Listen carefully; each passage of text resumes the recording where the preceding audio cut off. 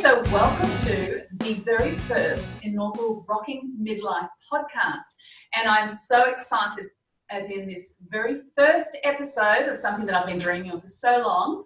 I have an incredibly special guest with me who is a good friend, and this is going to sound interesting, an old friend, not that she's old, but we go back a few years. And she is an amazing powerhouse woman who absolutely epitomizes what rocking midlife is all about. So I would like to introduce you to my lovely friend, Kiri-Maree, who is a global advisor and strategist. So this lady is literally circling the globe and making a huge impact in people's lives. So welcome, Kiri. Thank you very much, Kat. And, you know, even if we do say occasionally in this conversation, our name's a little different. I think we can get away with it because we have known each other a while. Yeah. So I'm excited. I'm excited because I get to be a virgin today. I get to be on this, and what a journey it is. I get to get my cherry popped. Oh. That probably sounds just as bad. Whoa! Is that just as bad here as it is? Yes. Okay, good. You got That it. probably might be some editing there, Jordan. No, I think this is what it's about. Let's keep rocking. Yeah. Well, this is what rocking midlife is all about. It's not about stereotypical old mumsies now in our polyester dresses. It's not what our grandmothers and mothers had. Midlife now is about embracing the whole part of womanhood. So that is your sexuality, your humor, your weight, your body, your relationships, your finances. It's everything. And that's all the different topics that we're actually going to be covering in this podcast. Excellent. Which is and cool. You know what? It all changes at this time. It does. It does. So good for some conversation. I think so. So, Kiri-Maree, tell me first, what is a global advisor and strategist? What do you do? Yeah, great question. I guess one of the easiest ways to say it is I'm a nomad CEO. In other words, I literally live across the globe. I am meant to be based in Sydney, Australia, so that is kind of when we are home, that is home base. But in general, we take our family on the road and we are traveling the world. So as a global advisor and strategist, I get to really have some exciting looks at the decision table and pattern disruptions at that table and how people are making sustainable solutions when making decisions. So that's from top decision tables to the front line of humanity and trying to narrow the gap to what is needed and the decisions going forward, because it's affecting not just us, not just our children, but the generations to come. So what if we were to make better decisions? How would that look? Amazing, amazing. Now, you've had some incredible connections since you've been doing this work. And to drop a few names in that this powerhouse lady's been hanging with, well, you've been twice out there with Richard Branson. I've actually hung out with him for 3 times. 3 times? Who's counting? Yeah. He's one of my mentors and I love him. He is just an amazing human. Yeah. And I'm always about how can we make ourselves better? Yeah. And how do we learn what we don't know? See, we have the excuse when we don't know anything, we don't know. Well, when we do know something, we have to own it. So he knows a heck of a lot and a lot of has done amazing Very things. Insightful, isn't he? He's not just somebody who's gone out and made money. He's actually had insight and thought and mindfulness behind everything. And he loves life. Yeah.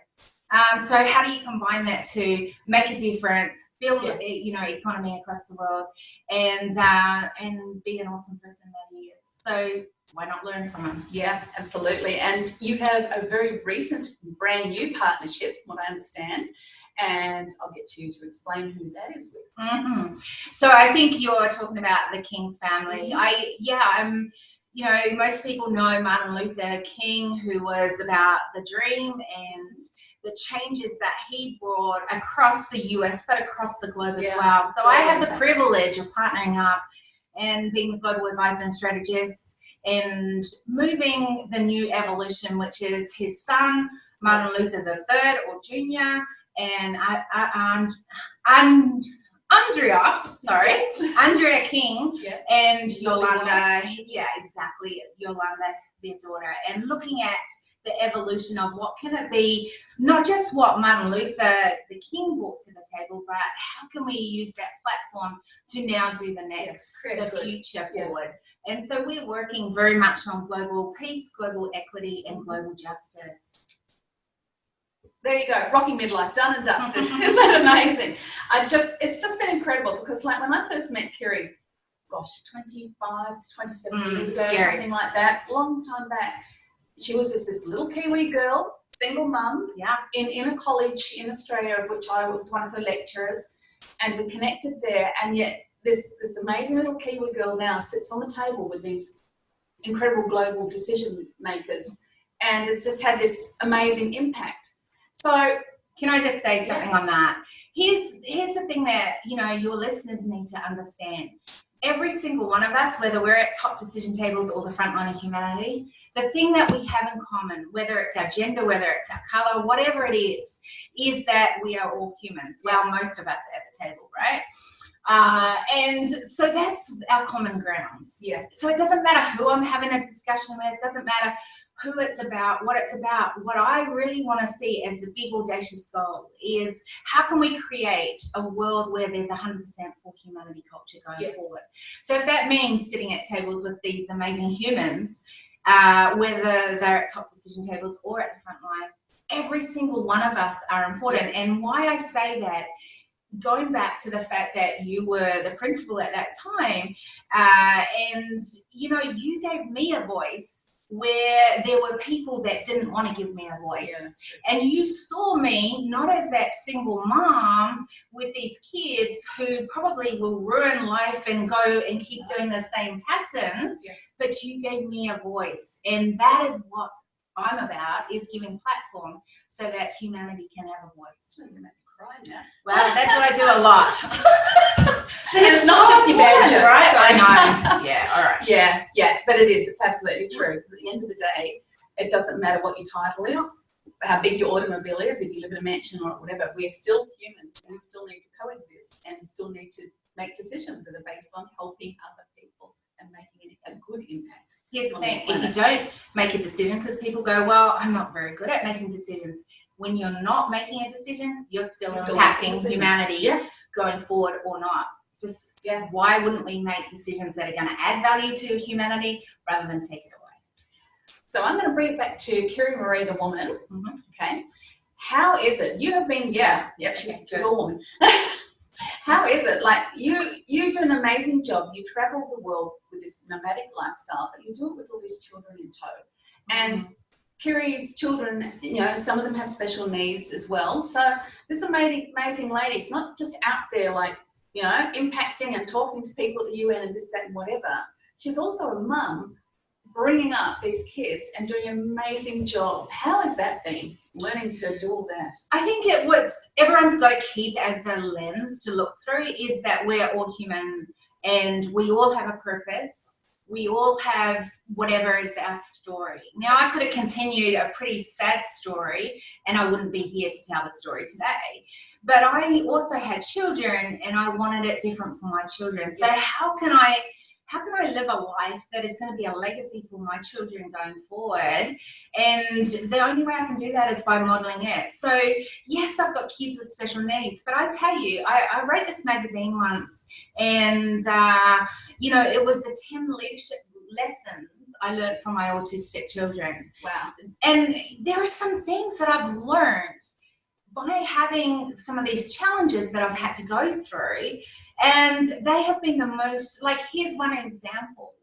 It was the fact that autistic people, I don't know if you know, but when an autistic, or someone on the spectrum, right, of autism, makes a decision, they go, this is the result I want, and they do not waver. They don't care what comes their way. They don't get waver off onto a different pathway, and they will do whatever it takes to get the result they want. Wow. What if we all left emotion out like they do, because there's no emotion involved in it, they've just logically said this is the result they want. And what if you were to do that when you made decisions at the table and you left the emotion off and you just said, this is the outcome and this is where I'm heading. So yes, it's been challenging having children that are autistic. It's challenging having children full stop. I've got 6 kids, 2 grandkids. Amazing. No, I'm not a nana or a grandma, I'm a GG, so just for the record. But, you know, it is challenging either way. Yeah. So we just need to go, how can we use that not against us, but with us, to give us effortless flow forward? Yeah, that is powerful. It's just, you know, women are so capable of so much, and you're living proof of that. Like, you're dealing with airports, dealing with travel, dealing with children who, you know, have special needs, is a wife, and yet is making such an impact in the world. Now, some of you might listen to someone like that and go, well, I haven't got half the energy she's got. Good luck to her. I could never be like that. I'm therefore no good. I'm a failure. Here's the thing, many would say you don't want that energy. Yeah. Well, that's true too. But I find, particularly with women, like that comparisonitis can become crippling.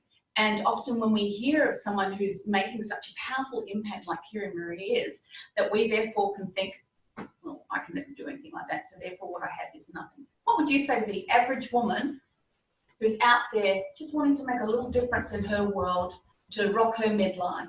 Yeah, so here's the amazing thing. We can play at whatever capacity we're meant to play at. And I think that is the most important thing, is to know, what are you meant to do? How are you meant to do that? And what would it look like if you were doing it? And going, this is where it can be. So even if you think, I work with on the global stage, where we are looking at a lot of global issues, huge issues across the world, right? That are affecting not just a small area, but a big area. So it can be overwhelming. And you're going, well, let's come up with a global solution. And then we have to pull it right back and go, but what are we working with now? And so that's why I began the 1% movement, because it was like, what can you do? That's the next thing, the one thing to shift the dial by 1%, right? And so, yeah, I think that it's being really aware of what you're available to do, your capacity, your strengths, and then going, this is where you need to go, but pull it right back. What's your starting point? What's your next step? So I love that 1% concept, because that takes the overwhelm out of it. So we're not all in the position where we can go out and save the world, right? But we can all shift our behaviour and decisions by 1%. And it's like that old story about, you know, a plane that's 1 degree off track will go a whole different direction. 1% action will have ramifications that you may not have had if you hadn't taken that 1% decision. What are some of the practical examples you've seen of people? Give some examples of people making a 1% decision. So the best example I can say, I've just gone from doing this a lot offline to going online. So literally there's what I call the wall of humanity. And so this is where, like, people are going and committing to their 1%. Because here's the thing, if you did one thing to shift the dial by 1%, and I did my 1%, you did your 1%, Tom down the road did his 1%, Mary did her 1%. Like, how's that shifting what is happening across the world? So there's this ripple effect. So then you've got to go, okay, so if I'm doing my 1%, so in the case of the 1% movement, my first 1%, my first shift is getting 1,000 names on the wall of humanity. Why?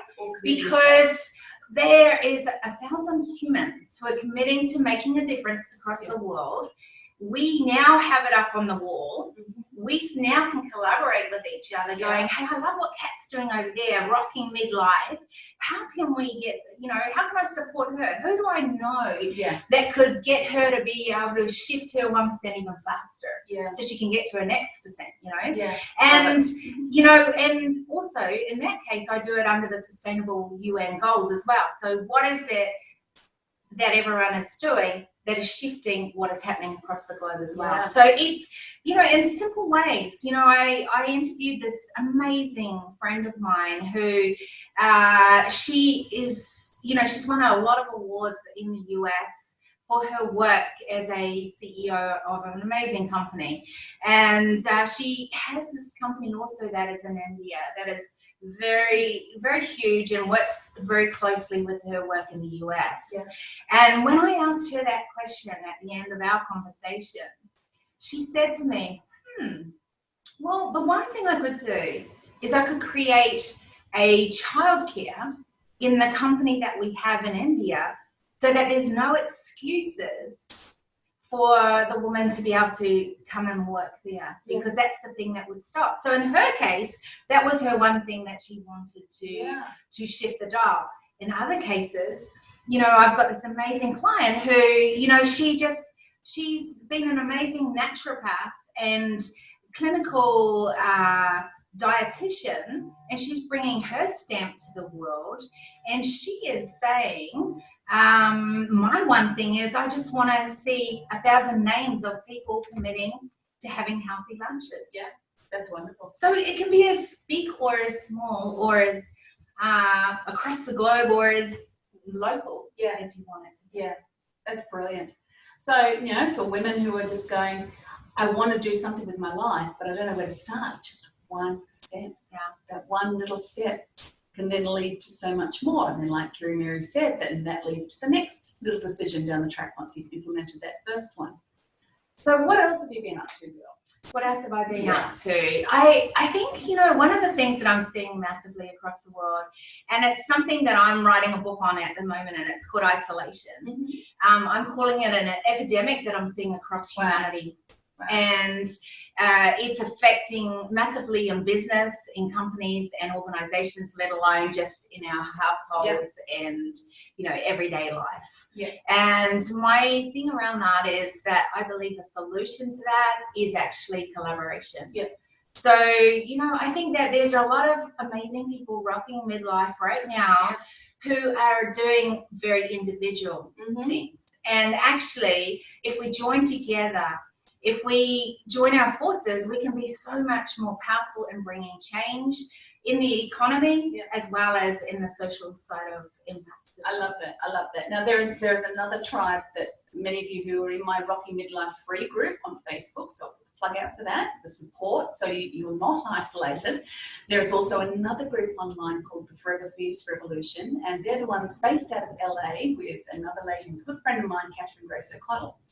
And she and I are basically in the same space. We both have midlife groups. We're both potentially competitors because there's a whole lot of midlife groups out there. However, we both clicked a number of years ago, and our motto has always been collaboration, not competition.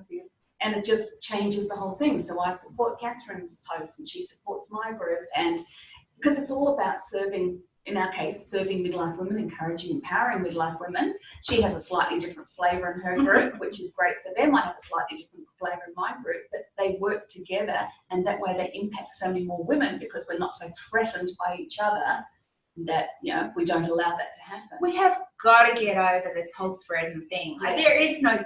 Can I just say that? There is just no threat at all. Because here's the thing. I was always different. And I thought as a young girl that was a bad thing. That I was unique. I didn't learn like anyone else. I didn't think like anyone else. That is now my genius zone. But I did not know that as a young girl growing up. So I wasn't the confident person that you see today. I'm still the introvert that many don't realize. We've got two introverts here, interestingly. But here's the thing. What is great about this is it doesn't matter if you're in the same industry, even if you're in the same, you know, vicinity of doing things. What matters is that you bring, and I call it your distinctions to the table. So I don't even say diversities because I think there's a negative sort of side to that.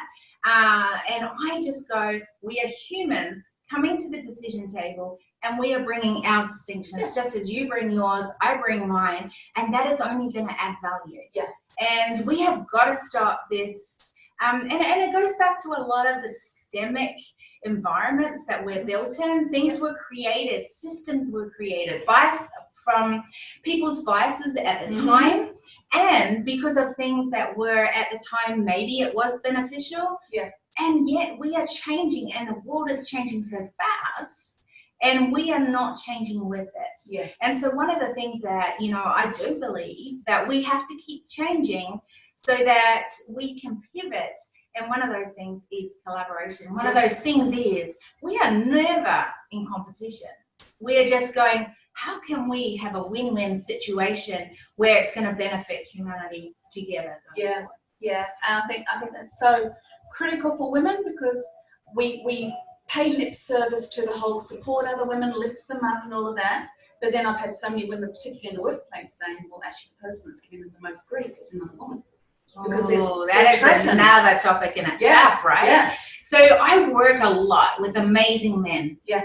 And I have been blown away at how supportive they are. In fact, next year, one of my little goals that I've got for myself, because I like to keep rocking it, is climbing Kilimanjaro. Oh, wow. And I came up with that at a boardroom table. I was the one running the table, and we were talking, and the guys realized that was one of my dreams, that before I ended up in a wheelchair 11 years ago, that I wanted to climb Kilimanjaro. And I said, it's still actually one of my personal goals that I wanted to make sure that I was achieving, right? And so one at the table said to me, hey, I'd come and support you doing that. Then the next one, and then we realized, and I said, hey, as a table, as a boardroom, this is all males. Can we do it as a boardroom? And they said yes, because at that table there was no gender. Yeah. The outcome was the same. We all wanted to do the same thing to get the same outcome. So, we need to do that. And the guys are amazing when you get the right ones at the table. So us as females, we need to be able to do that. Yeah. And do it well. Yeah. Because when you do, you fly, I fly, and we actually are able to accelerate what we're doing much faster. Love it. Love it. So, are you prepared to share your age with us all? Oh, now, so here's the funny thing around this one. I actually had to Google it this year. Oh, really? Well, last year when it was my birthday, because I thought I was a certain age, and then I had to Google it, and I still got it wrong. Oh, so I am 47, and I thought I was 48. So I gained a whole year of my life, and it's been amazing. A woman's dream. Aging back. So just think you're older, and then go, oh my goodness, I'm actually a year younger, and it's amazing. Perks are right on up. But I have had that conversation, because here's the thing, like I've got my siblings, and we're all kind of around that same age, and one of them is going to hit 50 before the other.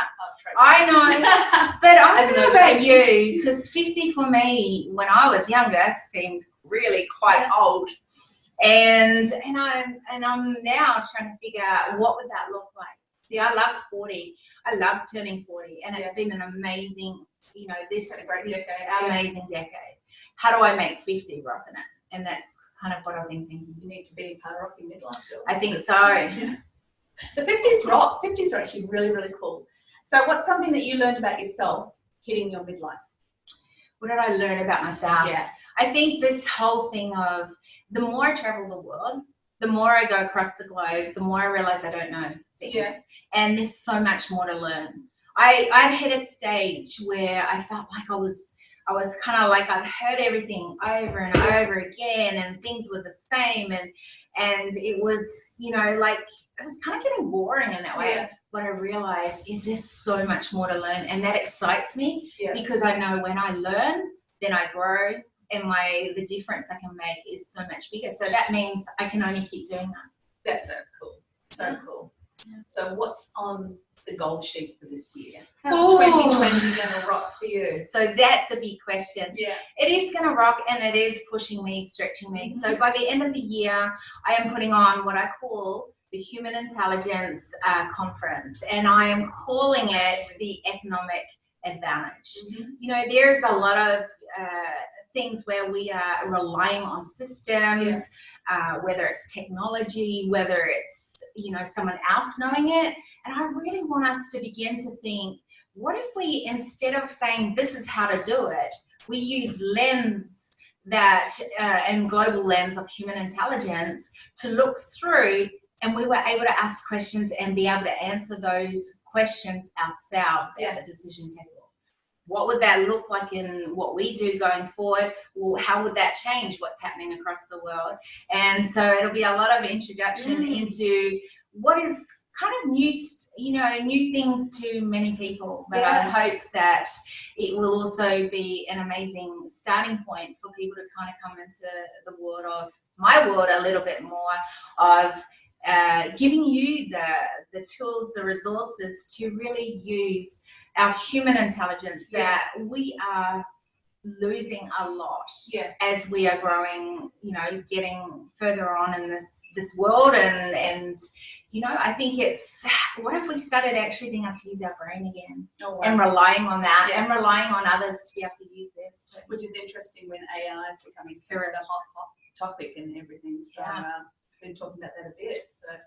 So I always say there's a valid pathway, and I say artificial intelligence is a valid pathway.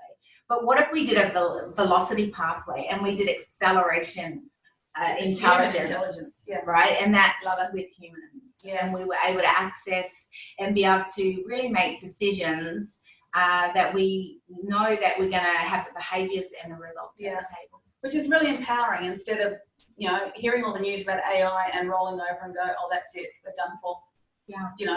But instead, Kiri-Maree's going, but hey, let's just keep going and developing. And it's not saying that these things are bad, because we have to learn how to work with them.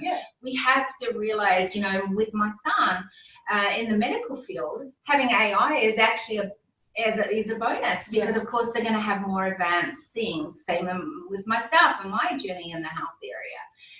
We need to know how to work with it, but we also need to not become so immune that we've lost, as humans, the right to make decisions and decisions that we are aware of consequences or choices at the table. And that's where a lot of this is taking that away from us, and we need to bring it back to the table. So basically take back ownership and not just default and just throw our hands up and go, it's all too hard. And because it can be at times, right?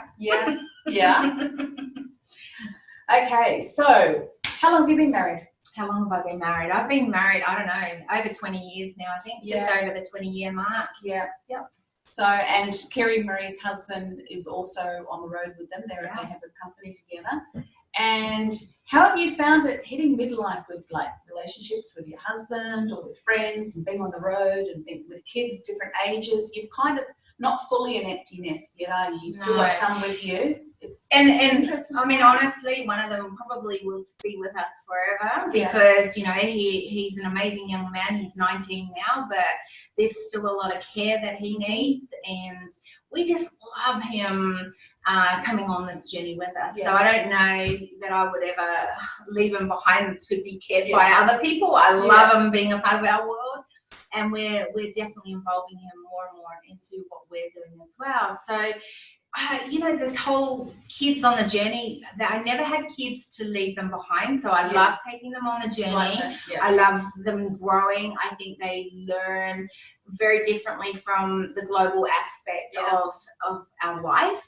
And I think that, one of the things before I went nomadic, I was like, what would I want or need to know that this is still a healthy thing as we travel? And so, when I think of husband, it's like, well, is my marriage still being healthy? Are we still growing together? We've been on some amazing adventures as a couple. We've grown. There's always challenges, like any marriage. That's just the honest truth about it. There's always things. As we grow, we then have to grow together. And how does that work, and what does that look like? But I think the thing that we have grown together is that, we have never said you can't do this or that, even if we don't really understand it. And then it's like, how do we now bring it back to that working as a couple? And I think that's just always a learning curve. You don't always master that right at the beginning, and I don't know that we have mastered that. I think that's a continuous journey along that way. But it's also going, are my children growing, learning, being, and if they are still going forward, then this is the right choice for us as a family. It's the right choice for our children. So, and as the companies, because I'm running the two companies, so are both the companies growing at the level that we would want it to? Is this an advantage by being on the road? Is it not? So it's always, I'm always strong about make sure when you set a goal, when you set results at the table, that you know what your markers are along the way. Yeah. You check in on those markers. Have I got there? You celebrate. Yeah. You know, there's times we need to celebrate. So, you know, we've had some pretty full-on time last year, and the family needed to have some time more at home in Sydney, Australia. So they've been back there. Yeah. Well, I've just come back from the States and now in New Zealand, and then meet them in Fiji. Yeah. Global. But it's like, that's right for us, and we've got to keep putting that back at the table. Yeah. Going, well, is it working? Is it not working? Yeah. And so what would I need to do to shift that? Yeah, I like that. So, and I think that's a really good thing for midlife, you know, with women. Like, stop and assess where you're at. Don't just feel powerless and, you know, out of control. It's that taking responsibility. Like, okay, maybe I am stuck in this area, but I can guarantee that you're not stuck in every single area of your life, and you still can make decisions and check them out. And if something's not working, move from there. Yeah. And if it's not working, have a little sip on a. Yeah. Cheers. Cheers. Yeah. We decided, with this being the very first official Rocking Midlife podcast, that we would celebrate with a glass of bubbles, and we even brought out, for those who are watching us on YouTube, we have the crystal wine glasses from my wedding 31 years ago. 31 years. There we go. Cheers. So let's do it again. Cheers to Rocking Midlife and midlife ladies worldwide, getting up, knowing who they are, owning it and getting out and impacting their world and making a difference in their community. I think that's such a key to it too, right? Is owning what you were meant to do. What does that midlife look like for you? Yeah. And going, hey, maybe this is not what I was doing before, but I can do this now, and this is going to be where I'm heading as I continue to go. And we've got to celebrate. Yeah. One of the reasons I really love this, you know, having our glass here, is that we've got to celebrate the wins along the way. It is a journey. Yep. And, you know, I don't think as a culture that we, particularly in Australia and New Zealand, that we are very good at celebrating our wins and other people's wins as we go along that. Yeah, that's a big one. Yeah, that's a big one. But I'm excited because, like, for you, this is going to be an amazing platform where people will hear stories of other people rocking midlife and realize that, you know, we are just all made up of different stories, and we can determine from today even what that story is going to look like for you, for me, for others. So that's pretty exciting. Yeah, it is. It's wonderful. I'm excited about the women that I'm going to be able to shine the light on, and who are in turn going to inspire other women with their stories. And that's why I'm so glad that you're here, because you are a midlife woman who's just going out and living her life purposely and with all sorts of challenges. Now, because one thing we talk about at midlife is there is so much change. You know, like we said, our bodies change, there's emptiness and so forth. And one of the things we have to move through too is grief. It is a season of grief on a lot of levels. And that's why I mentioned that, because last time I saw Kiri-Maree when she was in the country was for her mother's funeral. And yet Kiri-Maree's managed to not, you know, get on through it and get all staunch, but is taken staunch, I haven't heard that word for a while. But taken that grieving process and taken time, but still doing what she feels called to do, you know, in and around that grief. And I think that's really rocking midlife. It's not just being, yay, go us, we've got capes and superpowers and things like that. I think it's actually, yay, go us, we're still surviving, we're still making a difference even when we take these hits. Yeah, to me, that's what's wrong. You know, just on that one, I think it comes in waves. Like the grief comes in waves, the challenges come in waves, the flow of some amazing opportunities come in waves. How do you know that you're going to get it back up when you need to and keep moving on? And I think one of the things that has been absolutely pivotal for this is knowing the drivers. So, you know, being really certain on what your drivers are. So for one of my drivers is humanity. Why? Because as a young girl, I didn't have a voice. And no one was advocating for me. And because of that, my story was very, very different to the story that you see today, right? And this is what, I can't change the past. But I sure can, and one of the beefs that I have across the world is the number one organization, criminal organization happening across the world is human trafficking. Yeah. And what is it about that I really hate? The fact that humans are not given a decision whether they want to be involved in what's happening. In fact, it's been taken away from them totally. Yeah. I can't change that overnight. I wish I could, right? Yeah. I wish I could. What can I change? What's in my hand right now? And that is that I can create platforms or opportunities where I can advocate for humanity to have a voice. Well, that's what we've got to do, is get back up and go, yeah, these things happen. This stuff is not nice. It's not comfortable. Yeah. But reality is, what am I here for? Well, in my case, my drive is humanity and giving people a voice. Well, get back up, dust off. Yeah, go for it. And just talking about my mom, she said the most powerful thing. I mean, I've never been able to ask anyone else this. I probably never will be able to ask anyone else this again. But my mom, I said to her, I said, what's it like to die? What's it like dying? And she just looked at me and she said, Kiri-Maree, I'm really peaceful, because she's got a faith and she loves the Lord. And so she was like, she was really peaceful about where she's going and what she, what was after for her.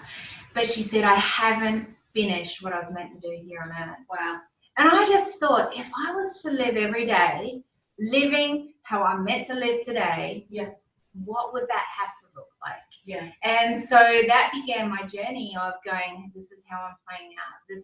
There is no, staying down there and because that's not what I'm meant to be doing every day. Yeah. And, and I think if we just start looking through a lens where, what if we use that as one of our filters? Yeah. And I want to make sure that if I have a chance, I don't ever want anyone else in my world to have that as their story, that I hadn't finished what I was meant to be doing. Yeah. Just know what you're meant to do. Get up. Yeah. Get on with it. And if you fail, I had to embrace failure for 1.5 years because I wasn't good at it. Yeah. If you fail, get back up. Yeah. Don't stop. Learn from it. Yeah. And go for it. Yeah. No matter what happens, what challenges you face.